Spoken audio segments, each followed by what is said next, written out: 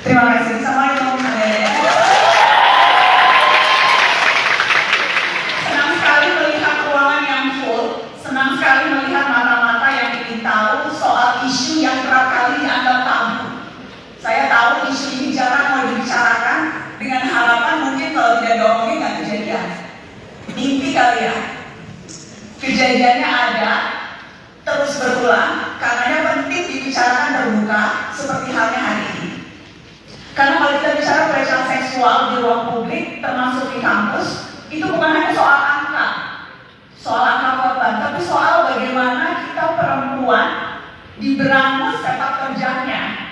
Kita perempuan dibatasi ruang gelapnya, diciutkan nyalinya, dipasung ekspresinya, diberatkan langkahnya, dan dibuat bertanya-tanya apakah kita berharga. Jadi bicara pelecehan seksual itu melibatkan sesuatu hal yang jauh lebih besar seperti yang tadi disampaikan oleh Mbak Hini.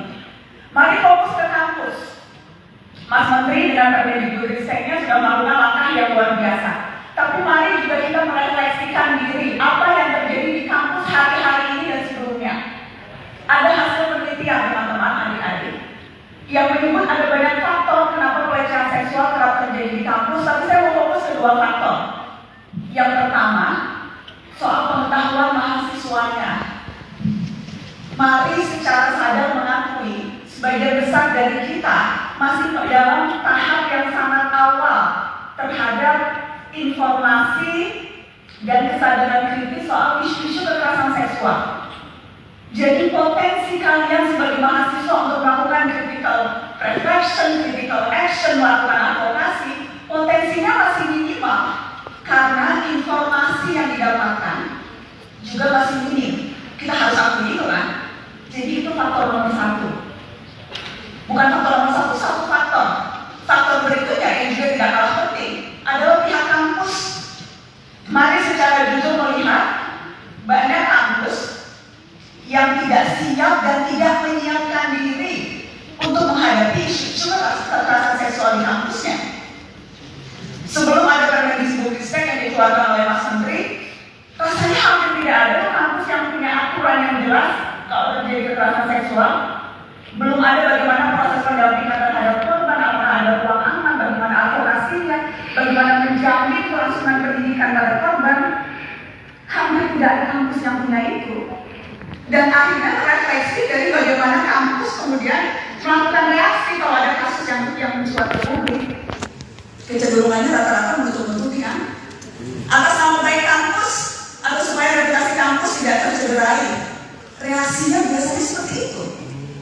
Reaksi berikutnya adalah menyalahkan korban. Dan to be fair, reaksi menyalahkan korban bukan spesifik terjadi di kampus, tapi di ruang publik secara umum, masyarakat secara umum. Tapi kalau kita bicara di kampus, karena sekali lagi tadi disebutkan ada relasi kuasa atau dinamika hubungan antara pelaku dan korban yang spesifik begitu ya. Biasanya pelakunya tuh punya otoritas keilmuan dan keagamaan yang lebih diakui dibandingkan korban. Jadi masyarakat cenderung lebih percaya pada mereka yang wah, nggak mungkin lah profesor, nggak mungkin dosen gitu ya. Korban akhirnya lagi-lagi berada dalam posisi tidak dipercaya. Jadi itu situasi-situasi unik di kampus yang menurut saya memang butuh pendekatan yang berbeda. Karena sekali lagi, tadi angkanya, walaupun bukan hanya sekedar angka, tapi angkanya yang paling banyak di antara jenjang pendidikan di tanah air, kampus. Dan ini sekali lagi fenomena gunung es, yang sudah banyak itu pun, itu tidak seberapa dibandingkan kasus-kasus yang belum mencuat ke publik. Jadi, mari sama-sama mengakui ada masalah. Mari sama-sama berani bicara secara terbuka, karena dengan itu kita bisa menyusun langkah bersama untuk mengatasinya. Saya rasa itu. Oke. Jadi kalau jadi perlu penanganan yang komprehensif ya Pak Nana ya. Jadi dari hulu ke hilirnya, pemahaman itu yang harus dikedepankan untuk kita sama-sama bisa keluar dari masalah isu kekerasan seksual yang sampai saat ini masih menjadi isu utama untuk perempuan. Nah, bicara soal perempuan, ya, untuk para narasumber kita 4 orang adalah perempuan. Tapi kita hadirkan yang laki-laki di sini karena kita ingin mendengarkan perspektif dari laki-laki, Mas Nadine. Kalau saya katakan laki-laki, karena selama ini banyak sekali asosiasi publik mengatakan bahwa publik mengasosiasikan bahwa kekerasan seksual itu selalu perempuan. Tapi kita tidak pernah mendengar perspektif laki-laki itu seperti apa perannya dalam upaya untuk menangkal kekerasan seksual. Nah, monggo Mas Andi bisa memberikan perspektifnya.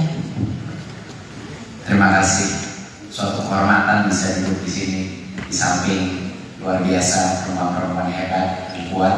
Pertanyaan saya tadi di backstage pertama adalah kok saya satu-satunya cowok yang di sini. Dan di balik pertanyaan itu adalah mungkin sedikit kekecewaan gitu, bahwa saya mengharapkan dalam 5 tahun ke depan, 6 tahun ke depan, ruangan ini 50% cowok. Itu harapan saya. Tapi saya ingin pertama ucapkan apresiasi dulu bagi semua laki-laki yang gak hadir hari ini.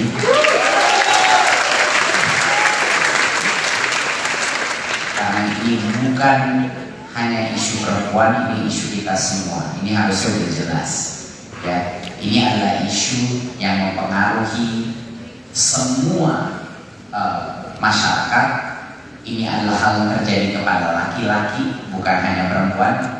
Bayangkan betapa sulitnya untuk seorang perempuan menyebutkan bahwa mereka itu sudah menjadi korban. Sekarang bayangkan betapa susahnya untuk laki-laki mengakui.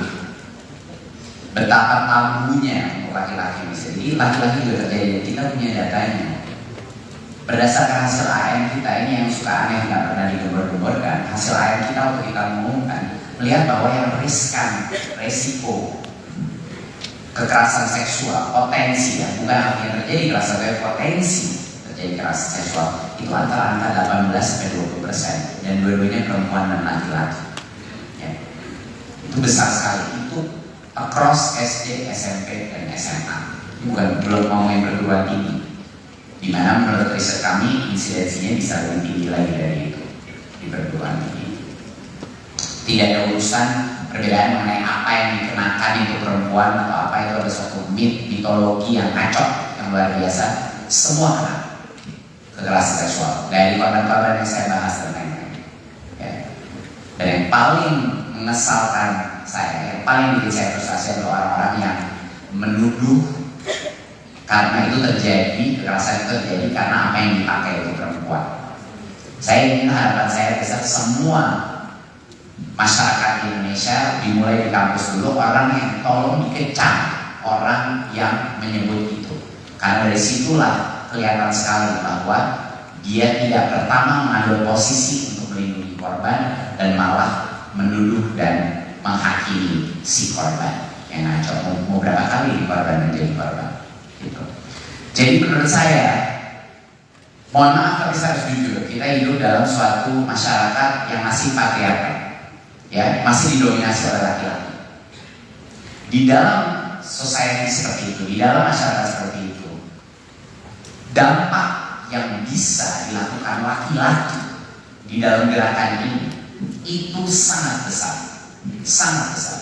Dan tidak perlu, misalnya kalau misalnya Anda tidak mau mengambil jalur aktivisme atau melakukan seperti masuk dalam salah satu organisasi mahasiswa atau masyarakat, nggak apa-apa. Di dalam lingkungan Anda sendiri pun monitor teman-teman Anda, monitor interaksi-interaksi sosial yang ada di kampus. Ingatkan teman-teman Anda kalau mereka berkata sesuatu, melakukan sesuatu yang menurut kamu tuh nggak nyaman atau nggak masuk akal. Kemungkinan besar kalau kamu juga merasa gak nyaman dengan melakukan sesuatu, itu adalah masuk kategori kekerasan seksual. Itu aja deh, ya. Kalau kita udah tidak nyaman, disitulah mulai masuk ke dalam ranah kekerasan. Jadi menurut saya, harapan besar saya laki-laki maju di depan. Harapan saya tahun depan, tahun sebelumnya ada panel kekerasan seksual, semuanya cowok-cowok di depan yang